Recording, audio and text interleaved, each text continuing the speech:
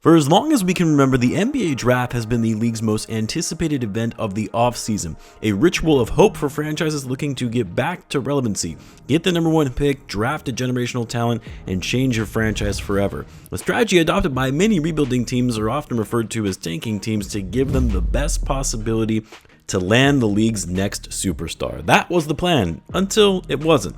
Because not only has the league flattened the lottery odds over the years to discourage tanking, but in today's NBA, we've actually seen a surprising trend that illustrates that high draft picks aren't what they used to be. Still important, obviously, but not as critical as they once were.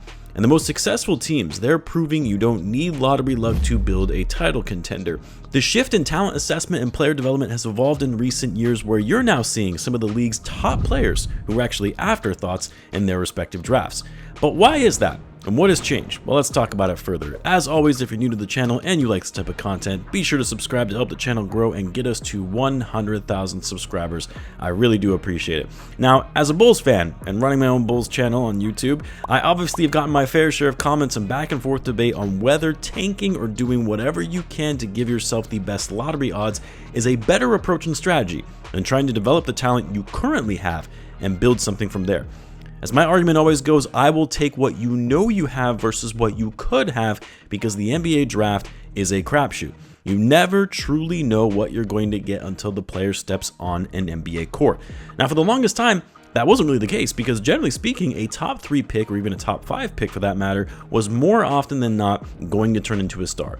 And you had a high probability of landing a franchise player, a player that could lead you to a title.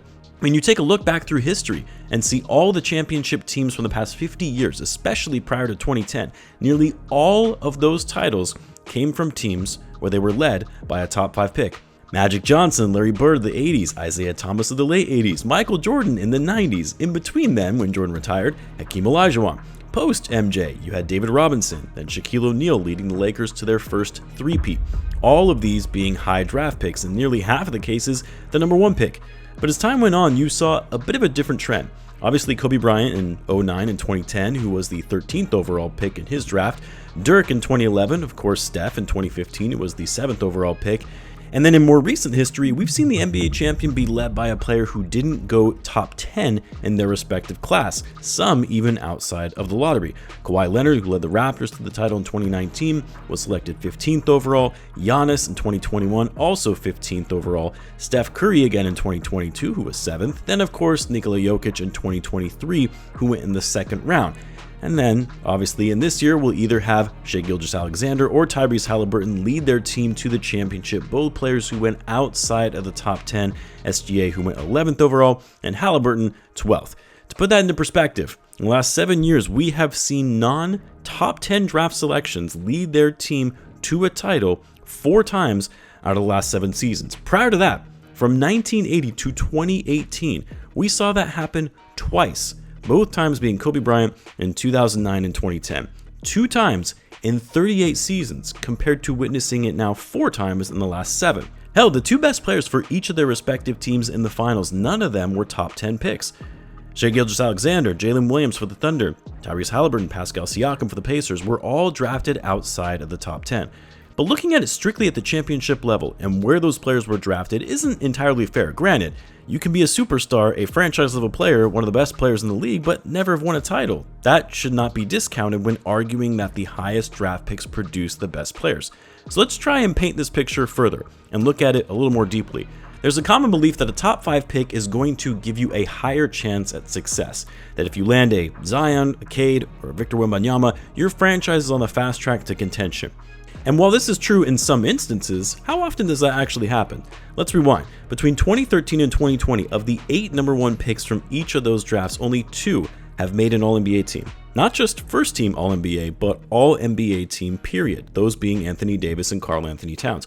Anthony Davis being the only one to make All-NBA first team.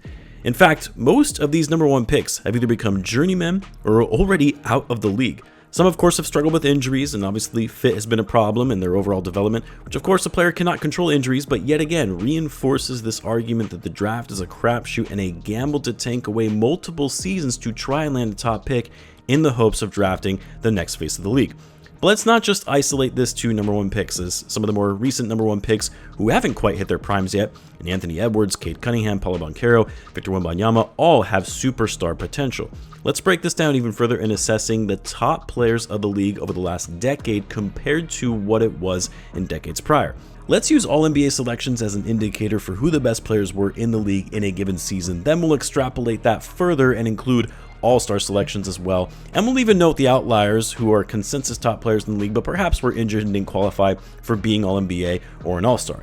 This year's All-NBA team featured the likes of Giannis, SGA, Jokic, Donovan Mitchell, and Jason Tatum. 4 of these players were not top 10 picks, 2 of them falling outside of the lottery. And of course, none of them being number 1 picks in their respective drafts. 7, nearly half, of the 15 All-NBA players that were selected this season were not top 10 picks. Going back even further, over the past 7 NBA seasons from 2018 to 2025, we've seen 56 All-NBA selections made by players who weren't drafted in the top 5. That's out of a total of 105 All-NBA selections. That's 53% of all selections that were not top 5 picks. 35% of All-NBA selections weren't even top 10 picks during that time period. And while this may not seem that impressive when nearly half of the All-NBA selections were drafted in the top 5, let's compare it to what we used to see. The previous 10 seasons from 2008 to 2018, of the 150 All-NBA selections, only 48 of those players were not top 5 picks, a 32% rate of non-top 5 picks during that time period. Going back even further, from 1980 to 2005, over a 25-year span, only 20% of all NBA selections during that period were players drafted outside of the top 5. That number shrinks even further to just 8% of players who were drafted outside of the top 10. From 20% to 32% to now 53% in the last 7 seasons, we've seen a steady increase in the best players in the league being picked later on in the draft. Now, why have we seen this trend in recent years where some of the best talent is coming outside of the top of the draft? Perhaps the talent assessment of players coming out of college or overseas is harder to gauge and determine whether they'll be able to succeed at the NBA level. Maybe it's the rise in overall player injuries that set what was once thought to be a generational talent back and never rising to their true potential. Or maybe it's more on the team that they were drafted to that failed to develop their top picks properly. To me, the best organizations have stopped chasing lottery miracles and started betting on team infrastructure, elite coaching, player development, and culture. They know lottery luck is never guaranteed, and even when you do hit the lottery, it's never guaranteed the player will thrive in the NBA. Draft positioning is just a number. What comes after, that's the difference maker. If you can't draft well and develop your talent, draft positioning doesn't really matter. The best front offices have adapted and maximized their roster regardless of where they are drafting. Develop talent, no matter where they're picked, and using picks as tools, not promises of future hope. Now, does this mean getting a top 5 pick in the NBA no longer matters? No.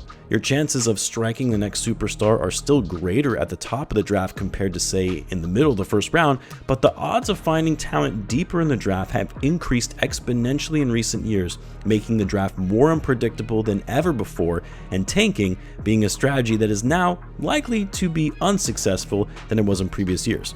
It'll be interesting to see if this trend continues over time, or if it's more so just been an isolated case in a brief moment in time where we're seeing superstar talent go deeper in the draft. Let me know what you guys think though. Let me know in the comments. Of course, as always, be sure to subscribe, and I will see you in the next one.